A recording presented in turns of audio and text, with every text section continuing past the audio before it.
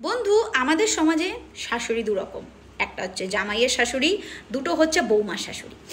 জামাই যখন শ্বশুর বাড়িতে যায় তার শাশুড়ির থেকে কি ভালোবাসা, কি যত্ন, কি খাতিরটাই না পায় বলো। দুদিনের জন্য যায়, কিন্তু সেই খাতির, সেই যত্ন কি বৌমা তার শাশুড়ির থেকে পায়? কিন্তু এদিকে দেখো, জামাই যখন দুদিনের জন্য যায় কি খাটান খাটায় শাশুড়িকে দিয়ে, পছন্দ মতন খাবার, যত্ন, খাবার, বিছানা, ঘর, বাড়ি, কি কোনো ত্রুটি রাখে না জামাইয়ের শাশুড়ি জামাইয়ের যত্নে। এই ভেবে যে এ তো আমার মেয়ের যত্ন করছে, আমার মেয়েকে দেখাশোনা করছে, আমার মেয়েকে ভালোবাসছে, তাই জামাইকে এইটুকু যত্ন বা এইটুকু ভালোবাসা দেয়া তো জামাইয়ের প্রাপ্য। কিন্তু এই ভাবনাটাই কি বৌমা শাশুড়ি করে?